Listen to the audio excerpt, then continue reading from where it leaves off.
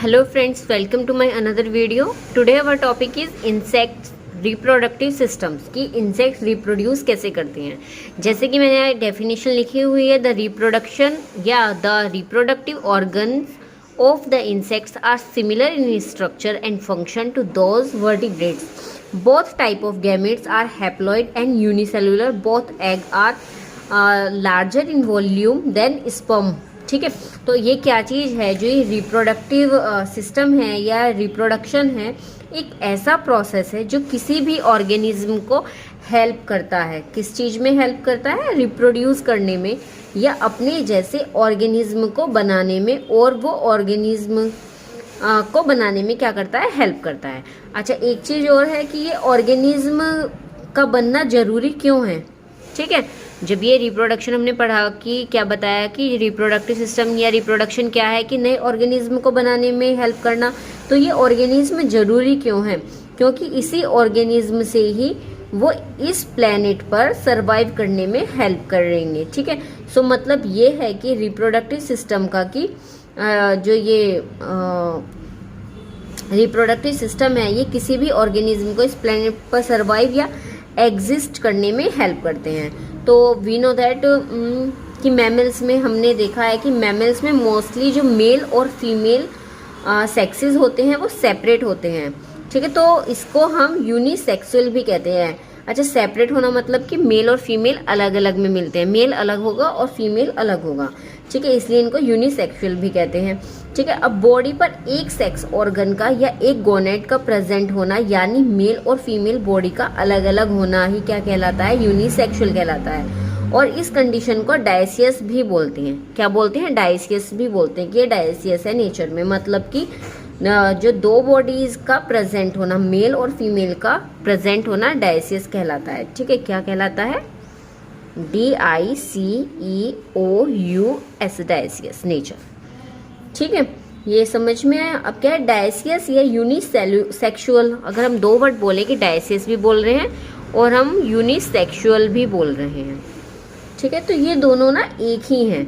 Dioecious या unisexual से मतलब हमारा सेम ही है, दोनों एक ही हैं। दोनों का बस कॉन्टेक्स्ट अलग अलग है या बोलने का तरीका अलग है, बट मीनिंग सेम है।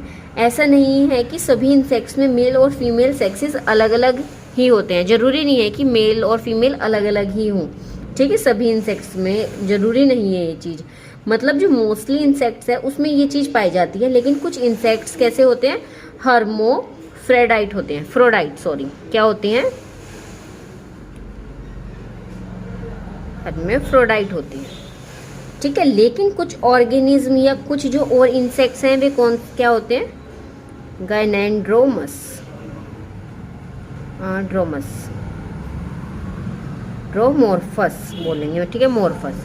कुछ जो इंसेक्ट्स होते हैं वे कैसे होते हैं? वे हर्मेफ्रोडाइट होते हैं। लेकिन कुछ क्या होते हैं? गायनेंड्रोमस। कुछ इंसेक्ट्स हर्मेफ्रोडाइट और कुछ गायनेंड्रोमोर्फस भी होते हैं। अब इनका मतलब क्या है? अगर बोलें कि जो हर्मेफ्रोडाइट मीन्स क्या होते हैं कि मेल और फीमेल गोनेट्स एक ही ऑर्गेनिज्म में प्रेजेंट होना, कि इसमें क्या होगा? मेल और फीमेल सिर्फ एक में ही प्रेजेंट होंगे, वो क्या हो जाएगा? हर्मेफ्रोडाइट हो जाएगा। ठीक है, लेकिन इसमें क्या है कि मेल सेक्स ऑर्गन्स और फीमेल सेक्स ऑर्गन्स किस पे? एक ही गोनेट पे प्रेजेंट होते हैं। किस पे प्रेजेंट होते हैं? एक ही गोनेट पे प्रेजेंट होते हैं। ये दोनों चीज़ें ध्यान से समझ लेना। काफ़ी बार ये शॉर्ट में पूछी जाती है कि हर्माफ्रोडाइट और गायनेंड्रोमस मॉर्फस क्या होता है। लेकिन जो ये है हमारा सेकंड पार्ट, गायनेंड्रोमॉर्फस, ये क्या है कि इसका मतलब है कि ये एक एबनॉर्मल कंडीशन है। ठीक है, एबनॉर्मल कंडीशन मतलब जिसको हम सेक्सुअली मोज़ाइक कंडीशन भी बोलते हैं, मोज़ाइक कंडीशन भी बोलते हैं। इसका मतलब होता है कि एक मिक्स्ड कंडीशन है। क्या कंडीशन है? ये एक मिक्स्ड कंडीशन है जिसमें मेल और फीमेल का सेकेंडरी जो सेक्सुअल कैरेक्टर होता है, मेल और फीमेल का जो सेकेंडरी सेक्सुअल कैरेक्टर होता है, दोनों मिक्स्ड होते हैं। ठीक है, तो इंसेक्ट्स के केस में देखा जाए तो अगर इंसेक्ट में मेल और फीमेल में फिजिकली देखकर डिफरेंस कर पाए, अगर हम किसी मेल को और फीमेल को फिजिकली या मॉर्फोलॉजिकली देख करके अगर उसमें हम डिफरेंस कर पाए, ठीक है, तो क्या होता है कि जैसे कि हाँ इसका एग्जांपल हम ऐसे समझ सकते हैं कि कोई इंसेक्ट, किसी के विंग्स क्या हैं, बड़े हैं, ठीक है, किसी के विंग्स छोटे हैं। अगर हमें कोई इंसेक्ट ऐसा देखने को मिलता है, एक ही इंसेक्ट है, एक का विंग्स बड़े हैं और एक के विंग्स कैसे हैं, छोटे हैं, तो ये क्या होता है, ये गाइनेंड्रोमॉर्फस होता है, ठीक है। इसका मतलब क्या हुआ कि इंसेक्ट्स में मेल जो है या जो फीमेल होती है, वो मेल और फीमेल की स्ट्रक्चर हम अलग अलग कर सकते हैं। जिसके विंग्स बड़े होंगे इसका मतलब है वो मेल है, जिसके विंग्स छोटे होंगे इसका मतलब वो फीमेल है। जरूरी नहीं है कि सभी कंडीशन में हो। ये मैंने एक एग्जांपल दिया है कि हम फिजिकली या मॉर्फोलॉजिकली हम उनको कैसे पहचान सकते हैं। तो बड़े विंग का मतलब मेल हो गया और छोटे विंग का मतलब क्या हो गया कि फीमेल हो गया। अब इसमें इंपॉर्टेंट बात ये है याद रखने वाली कि इंसेक्ट्स में जो सेक्सुअल डाइमॉर्फिज्म प्रेजेंट होता है, क्या प्रेजेंट होता है इंसेक्ट्स में, सेक्सुअल डाइमॉर्फिज्म। अब ये सेक्सुअल डाइमॉर्फिज्म क्या होता है इसको मैं डिटेल में समझाती हूँ। आई होप रिप्रोडक्टिव सिस्टम क्या होता है इसकी डेफिनेशन आपको समझ में आ गई होगी, या रिप्रोडक्टिव सिस्टम कैसे क्या होता है और क्यों होता है ये समझ में आ गया होगा। अब ये जो सेक्सुअल डाइमॉर्फिज्म है ये क्या होता है ये समझते हैं कि ये सेक्सुअल डाइमॉर्फिज्म क्या होता है। तो मैंने क्या बताया अभी कि इंसेक्ट्स में सेक्सुअल डाइमॉर्फिज्म प्रेजेंट होता है।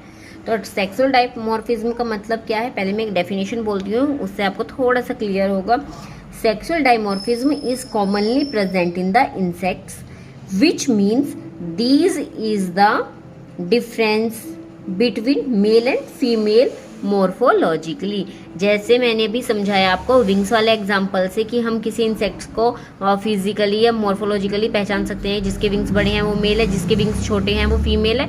तो जो ये मॉर्फोलॉजिकली या ये जो फिजियोलॉजिकली हम पहचान रहे हैं यही सेक्सुअल डाइमॉर्फिज्म कहलाता है। क्या मतलब हुआ कि मेल और फीमेल है जैसे, तो उनको हम मॉर्फोलॉजिकली या फिजियोलॉजिकली देखकर बता सकते हैं कि बहुत से इंसेक्ट्स में कि कौन सा मेल है और कौन सा फीमेल है।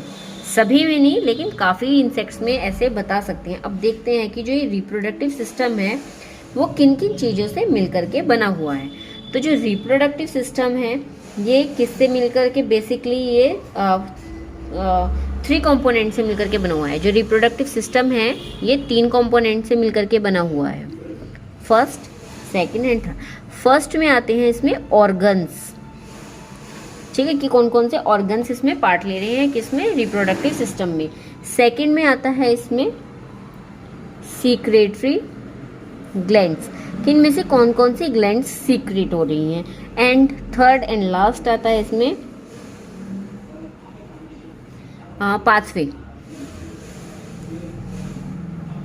पाथवे या क्या बोलेंगे, ट्रैक्ट, ठीक है। मीन्स कि इनमें से कौन सा पाथवे या कौन सा ट्रैक्ट वर्क कर रहा है, ठीक है। तो ये आपको समझ में आया होगा। अब आगे मैंने एक डायग्राम दिखाया हुआ है, उसको देख करके मैं थोड़ा सा आपको डिफरेंस समझाती हूँ कि मेल रिप्रोडक्टिव सिस्टम और फीमेल रिप्रोडक्टिव सिस्टम के पार्ट्स कौन कौन से हैं, ठीक है। फिर हम एक एक मेल और फीमेल रिप्रोडक्टिव सिस्टम को डिटेल में पढ़ेंगे। ये 2 डायग्राम्स आपको शो हो रहे होंगे। First diagram female reproductive and second diagram mail reproductive system को शो कर रहा है। अब देखिए जो मेल रिप्रोडक्टिव सिस्टम में देखें तो जैसे ह्यूमंस में होता है ऐसे ही टेस्टिस प्रेजेंट है, 1 पेयर एक्सेसरी ग्लैंड्स प्रेजेंट है, ठीक है।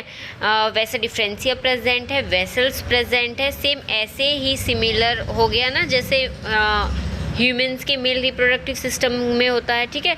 और जो ये सेकंड डायग्राम है मतलब कि फीमेल रिप्रोडक्टिव सिस्टम, अगर इसको देखें तो फीमेल रिप्रोडक्टिव सिस्टम में 1 पेयर ऑफ ओवरीज प्रेजेंट है, ओवरीज के बाद ओविडक्ट है, ओविडक्ट के बाद में यूट्रस देखने में मिल रहा है, यूट्रस प्रेजेंट है, एंड यूट्रस के बाद में वजाइना, ठीक है, ये प्रेजेंट है। सो जो ये है सिंगुलर स्ट्रक्चर है वो भी इंसेक्ट में पाई जाती है, लेकिन इसमें जो मॉडिफिकेशन है ये डिफरेंट ऑर्गन्स का डिफरेंट इंसेक्ट्स में क्या है डिफरेंट पाए जाते हैं, ठीक है। या डिफरेंशिएशन डिफरेंस इंसेक्ट का डिफरेंट ऑर्गन्स अलग अलग होते हैं। अब हम इसको डिटेल में स्टडी करेंगे। अब हम इन्हीं की मेल और फीमेल रिप्रोडक्टिव सिस्टम्स की। जैसे कि मैंने अभी आपको थोड़ी देर पहले बताया था कि जो रिप्रोडक्टिव सिस्टम है वो बेसिकली 3 कंपोनेंट से मिलकर के बना हुआ है, organs, secretory glands and pathway या ट्रैक्ट। ठीक है। फिर मैंने आपको मेल और फीमेल रिप्रोडक्टिव सिस्टम के डायग्राम से भी आपको बताया कि उनमें क्या क्या डिफरेंस होता है या कौन कौन से पार्ट्स प्रेजेंट होते हैं। तो इससे क्या पता चला कि जो इंसेक्ट का रिप्रोडक्टिव सिस्टम है या मेल का या ह्यूमंस का किसी का भी जो रिप्रोडक्टिव सिस्टम है उसमें 2 पार्ट्स होते हैं। एक होता है मेल रिप्रोडक्टिव सिस्टम एंड एक होता है फीमेल रिप्रोडक्टिव सिस्टम। अब हमें इन दोनों रिप्रोडक्टिव सिस्टम को डिटेल में पढ़ना है। अब इसमें एक चीज़ और पढ़नी है, जो इंसेक्ट का हम रिप्रोडक्टिव सिस्टम पढ़ रहे हैं उसमें जो मेल रिप्रोडक्टिव सिस्टम है उसको हमें ज़्यादा डिटेल में नहीं पढ़ना है, इसको हम सिर्फ शॉर्ट में पढ़ेंगे क्योंकि इतना इंपॉर्टेंट नहीं है। लेकिन जो फीमेल रिप्रोडक्टिव सिस्टम है इंसेक्ट का वो मोस्ट इंपॉर्टेंट है, तो इसको हम डिटेल में पढ़ेंगे। ठीक है, तो स्टार्ट करते हैं मेल रिप्रोडक्टिव सिस्टम से, क्योंकि ये छोटा सा है। पहले इसको समझ लेते हैं कि मेल रिप्रोडक्टिव सिस्टम होता क्या है। Male reproductive system in insects. तो male reproductive system in insect के 5 पार्ट्स हैं, जो कि मैंने ये यहाँ पे लिखे हुए हैं और साइड में आपको डायग्राम भी शो हो रहा होगा। ठीक है, तो जो मेल रिप्रोडक्टिव सिस्टम है इसका फंक्शन क्या होता है। सबसे पहले फंक्शन याद रखना है कि जो मेल रिप्रोडक्टिव सिस्टम है ये फंक्शन क्या करता है। एक तो ये प्रोडक्शन करता है, ठीक है, प्रोडक्शन एंड स्टोरेज। ठीक है, एक तो प्रोडक्शन कर रहा है और एक ये स्टोरेज कर रहा है। किसका स्टोरेज और प्रोडक्शन कर रहा है, ये स्पर्मेटोजोआ का। अब ये स्पर्मेटोजोआ क्या होता है, स्पर्म्स को ही स्पर्मेटोजोआ भी बोलते हैं। ठीक है, स्पर्म्स को ही स्पर्मेटोजोआ भी बोलते हैं। तो क्या कर रहा है, जो मेल रिप्रोडक्टिव सिस्टम है ये प्रोडक्शन और स्टोरेज का वर्क करता है। किसका, स्पर्मेटोजोआ का या स्पर्मेटोजोआ या स्पर्म्स का। ठीक है, तो क्या है कि production and storage of spermatozoa और ट्रांसपोर्ट करता है, ये स्पर्मेटोजोआ को ट्रांसपोर्ट भी करता है, यानी कि ये स्पर्म्स को ट्रांसपोर्ट कर रहा है। और कहाँ तक ट्रांसपोर्ट करता है स्पर्म्स को, फीमेल रिप्रोडक्टिव ट्रैक्ट तक। अब इसमें कौन कौन से ऑर्गन्स होते हैं, सबसे पहले 2 टेस्टिस प्रेजेंट होती है। ठीक है, सबसे पहले 2 टेस्टिस या 1 पेयर ऑफ टेस्टिस प्रेजेंट होती है। जैसे कि ह्यूमंस में 1 पेयर ऑफ टेस्टिस प्रेजेंट होती है, ऐसे ही इंसेक्ट के मेल रिप्रोडक्टिव सिस्टम में भी 1 पेयर ऑफ टेस्टिस या 2 टेस्टिस प्रेजेंट होती है। ठीक है, अब एक चीज और भी है कि जिसमें क्या होता है, टेस्टिकुलर ट्यूब्स पाई जाती है। टेस्टिस में क्या पाई जाती है, टेस्टिकुलर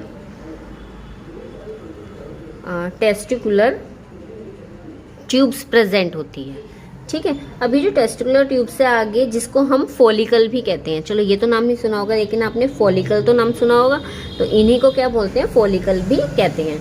जहाँ पर क्या होता है, स्पर्म्स का फॉर्मेशन होता है। टेस्टिस में क्या हो रहा है, स्पर्म्स का फॉर्मेशन हो रहा है। अब सेम जैसे ह्यूमंस के केस में होता है ऐसे ही इंसेक्ट्स में भी होता है। टेस्टिस से अटैच्ड जो डक्ट होती है उसको बोलते हैं स्पर्म डक्ट। ठीक है, तो टेस्टिस से जो डक्ट, जैसे कि 2 टेस्टिस मान लीजिए, इनसे जो वो निकलेगी क्या डक्ट, उनको क्या बोला जाएगा, स्पर्म डक्ट बोलते हैं। जैसे कि आपने डायग्राम में भी आपको शो हो रहा होगा। ठीक है, तो ये जो स्पर्म डक्ट हैं जिनको क्या बोलते हैं, वेस डिफरेंशिया भी कहते हैं। इनको स्पर्म डक्ट के बाद स्पर्म डक्ट को क्या कहते हैं, वेस डिफरेंशिया भी कहते हैं। अब ये जो स्पर्म डक्ट है इसके बाद आता है क्या, सेमिनल वेसिकल्स। अब ये जो सेमिनल वेसिकल्स है जहाँ पर ये क्या कर रही है, जो सेमिनल वेसिकल्स है ये स्पर्म्स को स्टोर करने का वर्क करती हैं। ठीक है, ये स्पर्म्स को क्या करके रखती है, स्टोर करती हैं। और स्टोर करने के साथ साथ यहाँ पर स्पर्म्स क्या होते हैं, मैच्योर भी होते रहते हैं साथ साथ। उसके बाद आती हैं ये 2 एक्सेसरी ग्लैंड्स। ये भी 1 पेयर में होती है और 2 एक्सेसरी ग्लैंड्स प्रेजेंट होती है या एक्सेसरी ग्लैंड्स प्रेजेंट होती है। इनका फंक्शंस क्या होता है, ये क्या करती है, जो सोमिनल फ्लूइड बनता है ना, सेमिनल वेसल से ये एक्सेसरी ग्लैंड्स में गई। अब इसमें क्या बन रहा है, सोमिनल फ्लूइड बन रहा है, जो क्या करता है, स्पर्म्स को स्पर्मेटोफोम बनाने का काम करता है। जो सेमिनल फ्लूइड निकल रहा है ये क्या करता है, ये स्पर्मेटोफोम बनाने का काम करता है। यानी कि स्पर्मेटोफोम को ऐसे समझ लीजिए आपकी एक्सेसरी ग्लैंड्स में क्या हुआ, सेमिनल फ्लूइड बन रहा है जो क्या कर रहा है, कैप्सूल का डेवलपमेंट कर रहा है। एक कैप्सूल आकर के बनता है, उसका डेवलपमेंट करता है। तो एक्सेसरी ग्लैंड का फंक्शन है कि ये क्या करता है, ये कैप्सूल का डेवलपमेंट कर रहा है। और जो ये लास्ट में है एजिकुलेटरी डक्ट। ठीक है, तो जो एजिकुलेटरी डक्ट है यहाँ पर क्या होता है, स्पर्म्स ट्रांसफर होते हैं। कहाँ पर ट्रांसफॉर्म होते हैं, गोनोपोर्स में, जो क्या है, कहाँ किसका पार्ट है, फीमेल रिप्रोडक्टिव सिस्टम का पार्ट है। तो ये हम फीमेल रिप्रोडक्टिव सिस्टम में पढ़ेंगे। Mail reproductive system of insects में आपको इतना ही देना है, बस इसके पार्ट्स क्या वर्क करते हैं और ये क्या क्या पार्ट्स हैं ये समझाना है। ठीक है, अब चलते हैं फीमेल रिप्रोडक्टिव सिस्टम, जिसको हमें डिटेल में पढ़ना है। फीमेल रिप्रोडक्टिव सिस्टम, तो फीमेल रिप्रोडक्टिव सिस्टम के 8 पार्ट्स हैं, ovary, calyx, lateral oviduct, median oviduct, gonopore, genital chamber, vulva and vagina. ठीक है, तो जो फीमेल रिप्रोडक्टिव सिस्टम है ये मोस्ट इम्पॉर्टेंट टॉपिक है, तो इसको ज़रा ध्यान से समझना है। सो फीमेल रिप्रोडक्टिव सिस्टम का जो मेन फंक्शन होता है इसको हम ओनली इंसेक्ट के कॉन्टेक्स्ट में पढ़ेंगे और ध्यान रखना है, ठीक है। तो इसका फंक्शन क्या होता है, फीमेल रिप्रोडक्टिव सिस्टम का फर्स्ट फंक्शन होता है कि ये रिप्रोडक्शन करता है। रिप्रोडक्टिव ऑर्गन है तो फर्स्ट फंक्शन इसका क्या है, ये क्या करेगा, रिप्रोडक्शन करेगा, ठीक है। और सेकंड इसका है कि ये स्टोरेज करता है। स्टोरेज करता है किसका, स्टोरेज करता है स्पर्मेटोजोआ का, मेल स्पर्मेटोजोआ का। अब मेल स्पर्मेटोजोआ क्या है, मैंने बताया था कि स्पर्म्स को ही क्या कहते हैं, मेल स्पर्मेटोजोआ कहते हैं। तो क्या फंक्शन हुआ कि ये एक तो रिप्रोडक्शन कर रहा है फीमेल रिप्रोडक्टिव सिस्टम, और एक ही क्या कर रहा है, ये मेल स्पर्मेटोजोआ का स्टोरेज भी कर रहा है। अब मेल स्पर्मेटोजोआ का पहले तो स्पर्मेटोजोआ क्या है, मेल स्पर्म्स को ही स्पर्मेटोजोआ कहते हैं। अब तो ये मेल स्पर्म्स को स्टोर क्यों करेगा, क्योंकि जब तक जो ये एग है, ओवरी में क्या रहता है, एग, तो जब तक ये एग है ओवरी से क्या रिलीज होकर फर्टिलाइज कंडीशन में नहीं आ जाता, जब तक एग ओवरी से रिलीज होकर फर्टिलाइज कंडीशन में नहीं आ जाता तब तक एग रेडी नहीं रहता, जब तक, ठीक है, जब तक एग बिल्कुल रेडी नहीं होता तब तक वो स्पर्म्स को स्टोर करके रखते हैं। और स्टोर कहाँ करके रखते हैं वो देखेंगे अभी आगे, ठीक है। लेकिन मेन फंक्शन यही है कि क्या करता है, एक तो रिप्रोडक्शन करता है और सेकंड क्या है, ये स्टोरेज करता है मेल स्पर्मेटोजोआ का। अब कंपोनेंट्स क्या है मेल रिप्रोडक्टिव सिस्टम के, मैंने लिखे ही हुए हैं, क्या क्या, ovary, calyx, lateral oviduct, median oviduct, gonopore, genital chamber, vulva and vagina. अब इन्हीं सारों को हमें डिटेल में पढ़ना है और इनके फंक्शंस को भी हमें डिटेल में पढ़ना है, ठीक है। अब जैसे मेल रिप्रोडक्टिव सिस्टम में टेस्टिस क्या होती है, 2 पेयर्स में होती है, ऐसे ही आपको डायग्राम में दिख रहा होगा। ओवरीज भी क्या होती हैं, पेयर में होती हैं, 1 पेयर में होती हैं, यानी कि 2 ओवरी प्रेजेंट होती है इसमें, ठीक है। तो स्टार्ट करते हैं इनके फंक्शन से। तो जो ओवरी है, ओवरी का फंक्शन क्या होता है, सिंपल है। ओवरी का फंक्शन क्या होगा, ये क्या करेगा, ये एग का फॉर्मेशन करता है। एग का फॉर्मेशन होने के बाद में आता है कैलिक्स। अब कैलिक्स वो पार्ट है जो ओवरी से एग को रिसीव करता है। इसने क्या किया, फॉर्मेशन किया एग का, और कैलिक्स ने क्या किया, एग को रिसीव कर लिया। रिसीव करने के बाद में क्या हुआ कि वो एग लेटरल ओविडक्ट में क्या हो गया, ट्रांसफर हो गया।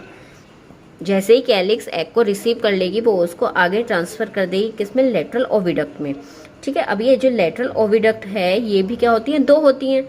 जैसे ओवरीज 2 हैं तो लेटरल ओविडक्ट भी क्या है, 2 होंगी। क्यों होंगी, अब 2 ओवरीज हो गई, इनसे क्या निकला, कैलिक्स में पहुंच गया, यहाँ से एग आकर के कैलिक्स में पहुंच गया, जैसे आपको डायग्राम में दिखाई दे रहा है। कैलिक्स के बाद में क्या होगा, यहाँ पर 2 लेटरल ओविडक्ट प्रेजेंट होंगी, जो एक लेटरल ओविडक्ट एक ओवरी से और एक लेटरल ओविडक्ट दूसरी ओवरी से क्या रहेंगे, अटैच्ड रहेंगे, ठीक है। अब लेटरल ओविडक्ट आगे जाकर दोनों एक जगह मिल जाएंगी, दोनों जाकर के एक जगह मिल गई। एक जगह मिलने के बाद में क्या होगा, ये मीडियन ओविडक्ट बना लेंगी, ठीक है। अब ये जो मीडियन ओविडक्ट है ये क्या होती है, ये ओपनिंग होती है, ठीक है। जहाँ पर लेटरल ओविडक्ट दोनों आकर के मिल रही हैं उस चीज़ को क्या बोलते हैं, मीडियन ओविडक्ट बोलते हैं। और ये एक ओपनिंग होती है, ठीक है, ओपनिंग होती है। और वही ओपनिंग क्या होती है, गोनोपोर कहलाती है। जहाँ पर ये खुल रही है आकर के वही ओपनिंग क्या कहलाएगी, गोनोपोर कहलाएगी। अब ये जो गोनोपोर है ये एक ओपनिंग है, ठीक है। हमने बताया कि मीडियन ओविडक्ट खुल रही है जहाँ ओपनिंग में वो गोनोपोर है। तो जो गोनोपोर है ये एक ओपनिंग है। तो ओपनिंग होने की वजह से क्या करती है, अपनी साइड की वॉल्स, ठीक है, उसकी जो गोनोपोर की साइड की वॉल्स है और गोनोपोर मिलकर एक चैम्बर बनाते हैं जो क्या कहलाता है, यहाँ पर जेनिटल चैम्बर कहलाता है, ठीक है।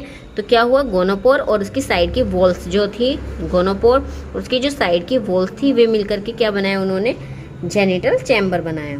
अब जो ये जेनिटल चैम्बर है जिसका दूसरा नाम एक और बोलते हैं बुर्सा कॉम्प्लेक्ट्रिक्स बोलते हैं, ठीक है, बुर्सा कॉपुलेट्रिक्स भी बोलते हैं, ठीक है। तो जो जेनिटल चैम्बर है ये क्या करता है, ये एंड करता है, ठीक है। मीन्स जो जेनिटल चैम्बर है ये एंड पार्ट है, ठीक है। तो जेनिटल चैम्बर क्या है, एंड करता है और ये इंसेक्ट्स के एक्सटर्नल ओपनिंग में एंड हो जाता है। एंड पार्ट है, एंड पार्ट इसलिए है क्योंकि ये फिर कहाँ पर एंड हो रहा है, डायग्राम में दिख रहा होगा आपको, ये एंड हो जाता है इसके एक्सटर्नल ओपनिंग्स में। अब एक्सटर्नल ओपनिंग क्या है, जो ये वल्वा है, अब ये वल्वा में क्या हो गया, ओपन हो गया। तो वल्वा, अब ये तो हो गए सारे के सारे पार्ट्स, ठीक है। जो जेनिटल चैम्बर से ओपनिंग में, एक्सटर्नल ओपनिंग में खुला, उसको बोल दिया वल्वा। तो ये हो गए इसके पार्ट्स। अब लास्ट पार्ट बचा है वजाइना। अब ये जो वजाइना है, ये क्या है, ये सारे इंसेक्ट्स में नहीं पाई जाती, ये किसी किसी इंसेक्ट्स में ही प्रेजेंट होती है, ठीक है। ये किसी किसी इंसेक्ट्स में प्रेजेंट होगी, सभी इंसेक्ट्स में वजाइना प्रेजेंट नहीं होती, ठीक है। अब ये तो हो गए सारे के सारे फीमेल रिप्रोडक्टिव सिस्टम के वर्क, वो फंक्शंस की, इसके पार्ट्स क्या क्या फंक्शन कर रहे हैं, ठीक है। अब इसमें याद ये भी रखना है, इसमें 2 ग्लैंड्स पाई जाती हैं। जो पूरा का पूरा फीमेल रिप्रोडक्टिव सिस्टम है, इसमें 2 ग्लैंड्स प्रेजेंट होती हैं। तो ये फीमेल रिप्रोडक्टिव सिस्टम में 2 ग्लैंड्स प्रेजेंट है, एसेसरी ग्लैंड एंड स्पर्मेथेसियल ग्लैंड, ठीक है। अब ये जो 2 ग्लैंड्स हैं, ठीक है, तो ये दोनों जो ग्लैंड्स हैं, ये एक्टोडर्मल ओरिजिन होती है। कहाँ से बनती है, ये एक्टोडर्मल ओरिजिन होती हैं, ठीक है। तो फर्स्ट ग्लैंड है हमारी accessory gland and second gland है इसकी स्पर्मेथेसियल ग्लैंड, ठीक है। अब क्या है, ये जो स्पर्मेथेसियल ग्लैंड है, ये स्पर्म्स को क्या करती है, नरिशमेंट प्रोवाइड कराती है। एसेसरी ग्लैंड्स क्या है, जेनिटल चैम्बर के एंड पर प्रेजेंट होती है, और जो स्पर्मेथेसियल ग्लैंड है, ये क्या करती है, नरिशमेंट प्रिवेंट कराती है, किसको, स्पर्म्स को, ठीक है। ये दोनों ही कौन सी हैं, एक्टोडर्मल ओरिजिन ग्लैंड्स हैं। जैसे कि मैंने बताया कि जो एसेसरी ग्लैंड है, ये फीमेल जेनिटल ट्रैक्ट में प्रेजेंट होती है। तो हमारा नेक्स्ट टॉपिक यही है कि जो स्पर्मेथेसियल ग्लैंड है, ये तो हमें पता ही है कि ये तो नरिशमेंट दे रही है, लेकिन ये जो एसेसरी ग्लैंड है, इसका क्या वर्क है, इसको डिटेल में पढ़ना है। सो ये एसेसरी ग्लैंड जो है, ये जैसे कि मैंने बताया आपको कि ये फीमेल जेनिटल ट्रैक्ट होता है, इसमें एसेसरी ग्लैंड कौन सी है, उसका नाम है, जो एसेसरी ग्लैंड होती है फीमेल जेनिटल ट्रैक्ट में, उसको बोलते हैं कोलेट्रियल, और ये तो कोलेट्रियल ग्लैंड बोलेंगे, या उसको सीमेंट ग्लैंड भी बोलते हैं, सीमेंट, ठीक है, सीमेंट ग्लैंड, ठीक है। तो क्या बोला मैंने कि कोलेट्रियल ग्लैंड या सीमेंट ग्लैंड भी बोलते हैं। अब ये सीमेंट ग्लैंड क्यों कहते हैं, क्योंकि ये एग को प्रोटेक्ट करता है, ठीक है। तो ये जो सीमेंट ग्लैंड है, ये कोलेट्रियल ग्लैंड है, ये एग को प्रोटेक्ट करके रखता है, किसमें, एसेसरी ग्लैंड के पार्ट में। और क्या कर रहा है, ये प्रोटेक्ट कर रहा है एग को, जो क्या कैसे कर रहा है, जो सीमेंट ग्लैंड में जो सीक्रेशन होता है, तो उससे एग प्रोटेक्ट रहता है और हेल्प करता है एग को आगे किसमें, अटैच करने में। मतलब जहाँ पर एग को अटैच करना होता है, वहाँ पर ये एसेसरी ग्लैंड का सीक्रेशन हेल्प करता है, ठीक है। ये थी हमारी क्या, फीमेल रिप्रोडक्टिव सिस्टम में एसेसरी ग्लैंड क्या काम करता है और इसमें एक को क्या बोलते हैं, ठीक है। अब लास्ट पार्ट है हमारा इस फीमेल रिप्रोडक्टिव सिस्टम का, एग की स्ट्रक्चर। अब हमें पढ़नी है कि एग स्ट्रक्चर।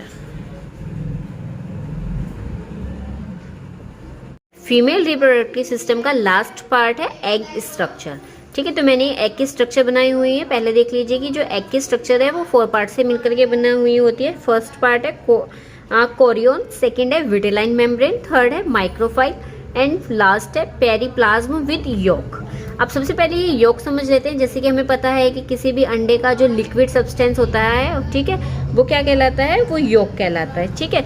योक के बाद आते हैं, चलो नीचे से ऊपर ही चलते हैं, ठीक है, माइक्रोफिल। अब ये जो माइक्रोफिल क्या है, ठीक है, तो माइक्रोफिल क्या है, ये रीजन है जो एंटीरियर एंड पर प्रेजेंट होता है। एंटीरियर एंड पर जो प्रेजेंट होता है उसको क्या बोलते हैं, माइक्रोफिल बोलते हैं, जहां पर एंट्री होती है किसकी, स्पर्म्स की। तो एग में जो स्पर्म है वो एंट्री कहां से करता है, वो एंटीरियर एंड से आता हुआ माइक्रोफिल से एंट्री करता है, ठीक है। अब चलते हैं, ये जो हमारा कोरियन है या एग का जो कोरियन है, ये क्या है, देखो आपको डायग्राम में दिख रहा होगा, ये क्या होती है, ये लास्ट मेम्ब्रेन होती है, ठीक है। जो शेल की, एग शेल की जो लास्ट मेम्ब्रेन होती है उसका कोरियन बोलते हैं। तो कोरियन आउटर कवरिंग होती है एग की या पेरिप्लाज्म, ठीक है, एग की जो आउटर कवरिंग होती है उसको कोरियन बोलते हैं। अब ये जो पेरिप्लाज्म भी आपको देखने को मिल रहा होगा, पेरिप्लाज्म देखिए, एग योक के बाहर जो प्रेजेंट है उसको पेरिप्लाज्म कहते हैं, ठीक है। तो पेरिप्लाज्म क्या है कि जो कि साइटोप्लाज्म का ही एक पार्ट है। पेरिप्लाज्म साइटोप्लाज्म एग है, एग में ये योक फिल है, योक के बाहर वाला पार्ट साइटोप्लाज्म वाला ही पेरिप्लाज्म कहलाता है। तो जो पेरिप्लाज्म है ये क्या है, ये साइटोप्लाज्म का ही एक पार्ट है, इसलिए लिखा हुआ है मैंने पेरिप्लाज्म विद योक। योक के साथ में क्या होता है, पेरिप्लाज्म प्रेजेंट होता है, ठीक है। और ये जो लास्ट में क्या है, विटेलाइन मेम्ब्रेन है। तो विटेलाइन मेम्ब्रेन क्या है, जो कोरियन मेम्ब्रेन है, कोरियन मेम्ब्रेन से पहले प्रेजेंट है। आपको देखने से ही मिल रही होगी कि जो कोरियन मेम्ब्रेन है उससे अंदर वाली कौन सी है, विटेलाइन मेम्ब्रेन है, ठीक है। तो ये जो विटेलाइन मेम्ब्रेन है ये क्या करती है, ये हेल्प करती है स्पर्म्स की एंट्री में हेल्प करती है। ये भी जैसे एक स्पर्म की एंट्री होती है उसके बाद क्या होता है, ये स्पर्म एंट्री ना करे उसमें भी विटेलाइन मेम्ब्रेन हेल्प करता है। जैसे ही एक स्पर्म एंटर कर जाएगा, अब देखो एंटीरियर एंड है, एंटीरियर एंड से मैंने क्या बताया माइक्रोफिल है, ये किस में हेल्प करता है, स्पर्म की एंट्री में हेल्प करता है एग के अंदर। तो क्या है कि माइक्रोफिल से पहले ये वाली मेम्ब्रेन जो है, ये वाली जा रही है ये यहाँ पर, तो जैसे ही एक स्पर्म एंट्री कर लेता है तो ये दूसरे स्पर्म को आने से रोक देता है थोड़ी देर के लिए, ठीक है। तो ये क्या काम करता है, विटेलाइन मेम्ब्रेन ये वर्क करती है। ये थी एग की स्ट्रक्चर। आई होप आपको पूरा का पूरा रिप्रोडक्टिव सिस्टम ऑफ इंसेक्ट समझ में आया होगा। मेल फीमेल रिप्रोडक्टिव सिस्टम क्या होता है, फीमेल को कितने पार्ट्स में डिवाइडेड है, मेल्स के कौन कौन से पार्ट्स होते हैं, ये सारा का सारा आपको समझ में आया होगा। अगर आपको मेरी वीडियोस पसंद आती है तो प्लीज़ लाइक कीजिए, मेरी वीडियो को ज़्यादा से ज़्यादा शेयर कीजिए and subscribe my channel. Thank you.